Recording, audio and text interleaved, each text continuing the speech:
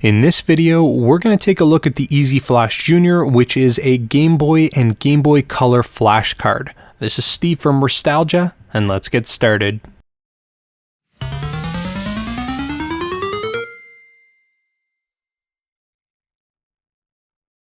Now, I do want to give full disclosure, this was not sent to me by review. I purchased it myself, and I went through the process as a regular customer to try to get the full experience that you guys would get if you were ordering from this company. And I should say that I am a little less than impressed with the packaging that they decided to ship this product in. And they essentially decided to ship this out to me in a non-padded shipping mailer, which I can't really understand why. And as a result, you can see the packaging is heavily damaged. Now, that being said, it is just a cardboard box, but it does leave a lasting first impression, and I'm not really impressed with this because I do actually like to keep the boxes. That being said, as long as the cartridge inside the box is undamaged, I suppose that is the most important thing. Now, getting this thing out of the box, you can see that all that's really in there is just a plastic insert that holds the EZflash Junior cartridge. And honestly, I'm actually quite impressed with the actual cartridge itself. It actually looks and feels really good, and I think they did a fairly good job. And the board inside doesn't look like it's one of those cheap knockoff boards. It actually looks like it's pretty good. Now, we're going to open this up in a quick second, but I do want to put a side-by-side comparison of the EZflash Omega, which was the Game Boy Advance flash card, versus this, just to show you guys the difference in quality between one and the other. Now, the EZflash Omega is actually quite good, and it runs really well in terms of the software and the compatibility list with the games. It's a good unit, and I don't want to bash it, but I should mention that the build quality is a little less than I would have expected. That being said, these are some of the most economically priced flash cards on the market, so you can expect the highest quality. Now, when you take the EZflash Omega, you can actually squeeze it and you can see just how flexible and pliable the plastic actually is, and I'm not really a huge fan of that because it does actually kind of feel a little bit cheap, but they've definitely improved that with the EZflash Junior, and as you can see, you don't really have that much flex. The plastic feels really solid, and to be completely honest, it does actually feel like a regular Game Boy game. Now, one thing I'm not a big fan of on the EZflash Junior is the fact that they used a very cheap quality sticker on the front of the cartridge. I almost would have preferred if they had left the entire cartridge as a clear cartridge so you could see through it, and maybe just had the logo embedded or stamped into the shell. Now, we're going to go ahead and take this thing apart so you guys can see what's inside. And I do have to say that there's certainly a few improvements with this version than there was with the EZflash Omega. One of the big ones that speaks out to me is the fact that you now have the ability to replace the batteries without having to actually pull out a soldering iron. As most people know,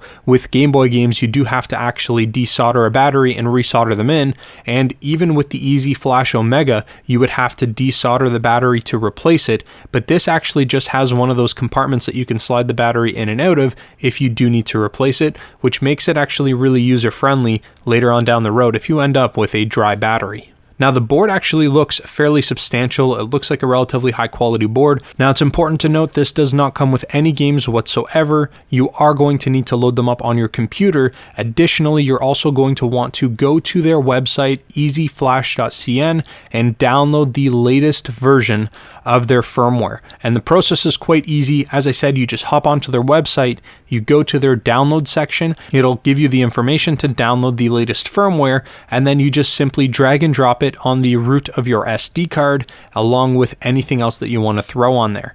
Now, this can only run Game Boy and Game Boy Color games, so I would recommend that you may as well just load those games up in their own folders while you're doing this process.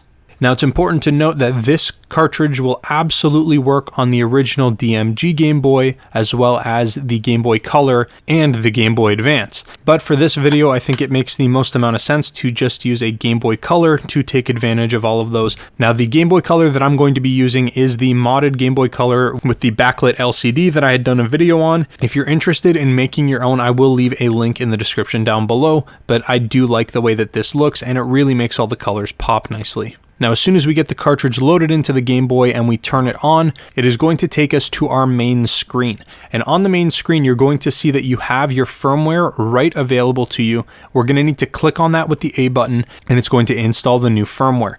Now, this process only takes about a minute or two, but I am going to go ahead and skip forward. And once it's done, it's just going to prompt you to turn off the console and then turn it back on, so we are going to go ahead and do that. Now, there isn't very many bells and whistles with this thing. It doesn't have a whole bunch of features. It doesn't have very many things like that. What you can do is if you press the select button, it'll move you over to your settings section, and from here you can actually set a date and time. This cartridge does have a real-time clock in it, so games like Pokemon Gold and Pokemon Silver are able to be used, and based off of what I've been reading and seeing, it actually is really accurate. Now, I should mention that I tested a ton of games, probably 50 or 60 different titles, and all of them ran, but there was a couple issues here.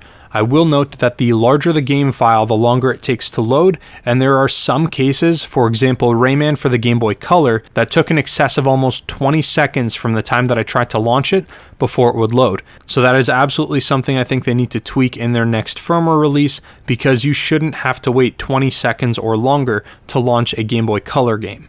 That being said, launching some of the smaller Game Boy Color games or launching the Game Boy games launch relatively quickly, which at most would take 2 to 3 seconds before we actually start getting some gameplay going. Now, before I show you guys any of the footage from some of the games that I tested, I will say that the gameplay was really good. The audio was great. There wasn't any cracking. It actually played just like you had the original cartridge in, which isn't too surprising considering we aren't emulating the games. What's essentially happening here is the game that is loaded up on the USB drive gets dumped into the console, and the console actually restarts and recognizes it as an original game. So you really are just playing the ROM file on the original hardware, so it should run exactly like if you had the original cartridge in there. Now, with all of that out of the way, here's some footage of the games running so you can see for yourself.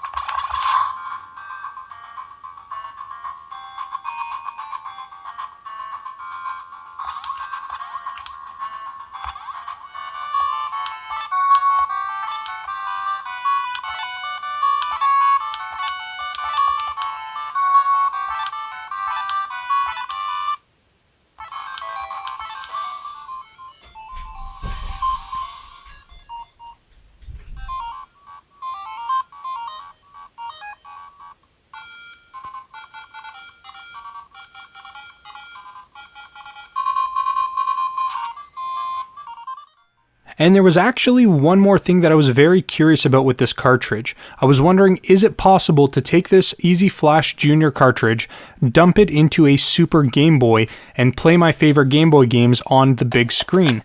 So I grabbed a Super Game Boy, I put it all together, and I gave it a test shot, and it was a little bit finicky. I found that even with it in the console, you had to press the reset button a few times for it to access the menu, but once you got into the menu, you could navigate everything through, and you could play any game that was compatible with the Super Game Boy. Now keep in mind, if you tried to play a Game Boy Color game, for example Rayman, that was not compatible with the Super Game Boy, you're going to end up getting the exact same error message that you would have gotten on an original Game Boy.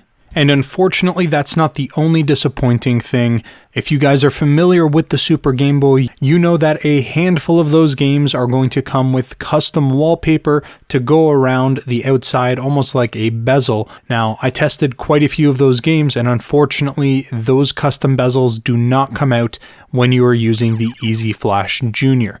But that's not really that big of a deal, because at the end of the day, you can still play the games on the Super Game Boy. So I do think that that's actually really cool, that we can take this and not only run it on a handheld console, but we could throw it into a Super Game Boy and we could play it on the big screen. So as I mentioned, these things are typically on the lower cost side of flash carts available on the market. And I do have to say that the EZflash brand is really doing well. I mean, the EZflash Omega is a great device for the Game Boy Advance, and I actually really do like the EZflash Junior.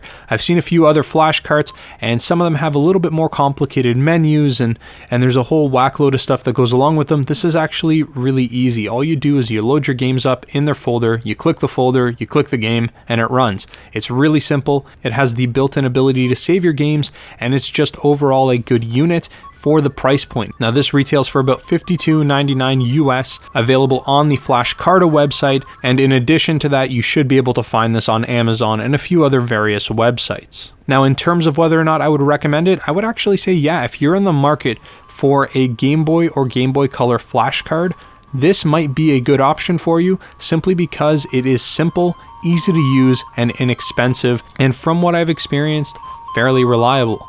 But that's pretty much all I've got for you guys in this video.